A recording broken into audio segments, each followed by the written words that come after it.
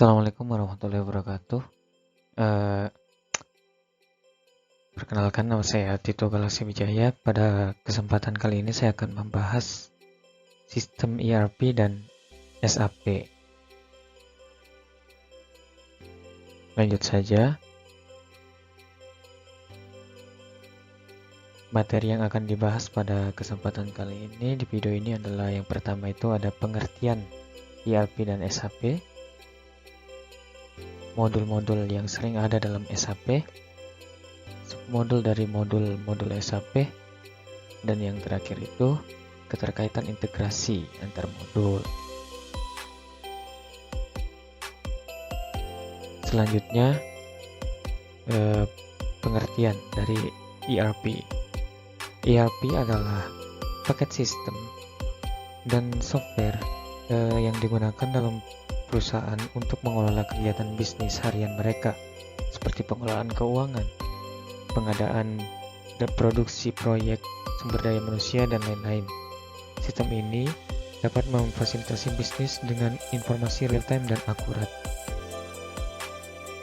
Secara gamblangnya, secara singkat, maksudnya ERP ini adalah seperangkat software yang berfungsi untuk mengelola dan mengintegrasikan berbagai aktivitas operasional dalam sebuah bisnis. Pengertian SAP. Sistem SAP adalah sebuah software atau perangkat lunak yang berbasis ERP. Nah, sistem ini digunakan untuk menjalankan manajemen aktivitas harian dari sebuah organisasi atau perusahaan. Tujuan dari SAP ini adalah membuat semua aktivitas manajemen, pemantauan, dan pengolahan informasi itu menjadi jauh lebih efektif dan efisien dari sebelumnya. Sistem ini bisa melakukan hal tersebut karena dapat melakukan yang namanya multitask tingkat tinggi yang mendukung kegiatan operasional perusahaan. Nah, kemampuan tersebut itu dikarenakan SAP terdiri dari banyak modul dan menjalankan semua fungsinya secara otomatis dan terintegrasi. Nah, adapun modul-modul dalam SAP dan submodul, saya akan menyebutkan beberapa submodulnya. Yang pertama itu ada FICO, Financial and Control. Financial and Control ini adalah gabungan dari standar akuntansi manajemen uang atau kas, ledger umum, konsolidasi yang bertujuan untuk laporan keuangan, serta akuntansi biaya yang terdiri dari cost center accounting, elemen cost accounting, hingga analisis terhadap keuntungan. Selanjutnya ada production planning, yaitu modul yang berguna untuk menjalankan proses perencanaan dan kontrol terhadap aktivitas manufaktur yang terdiri di dalam perusahaan. Selanjutnya, the material management. Material management ini adalah modul yang bertujuan membantu menjalankan proses pembelian serta manajemen inventaris. Selanjutnya ada sales and distribution. Ini adalah modul yang membantu meningkatkan efisiensi dari aktivitas operasional perusahaan yang berkaitan dengan proses yang dilakukan terhadap pesanan dari pembeli, seperti halnya penjualan, pengiriman, ataupun penagihan.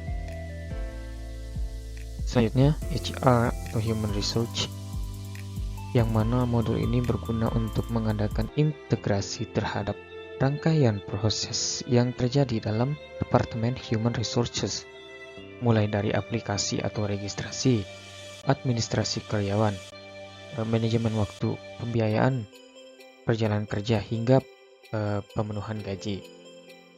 Seluruh aspek yang terdapat dalam modul ini itu terdiri dari masa pelatihan hingga penilaian terhadap karyawan. Selanjutnya ada project system. Modul ini mempermudah adanya integrasi terhadap keseluruhan proses dari perencanaan proses proyek, maksudnya eksekusi, dan juga kontrol. Dan yang terakhir ada quality management, yaitu modul yang membantu melakukan pengecekan terhadap kualitas dari rangkaian proses yang terjadi dalam logistik. Nah, apa saja sih submodul dari modul-modul ini? Oke, saya akan menyebutkan contoh-contohnya. Yang pertama itu dari finance and control itu sendiri terdiri dari cost center accounting, elemen cost accounting, dan lain-lain. Selanjutnya, production planning terdiri dari material recruitment planning, MRP, material requisition, dan lain-lain. Selanjutnya ada material management terdiri dari master data management, inventory management, material recruitment planning, dan invoice verification, dan banyak lainnya. Selanjutnya ke sales and distribution, ada sales support, ada sales, shipping, dan billing. Selanjutnya ke human resource, ada personnel management, personnel time management, personnel administration, dan banyak lainnya. Selanjutnya project system, ada claim management, defense and earnings, research, material, confirmation, progress, simulation, dan banyak lainnya. Lanjut, yang terakhir, quality management itu terdiri dari quality planning, quality inspection, quality certificates, quality notification, quality controls, serta test equipment management. Oke. Terakhir, keterkaitan integrasi antar modul. Nah, jadi seperti definisi dari ERP sendiri itu, setiap modul-modul itu terintegrasi satu sama lain.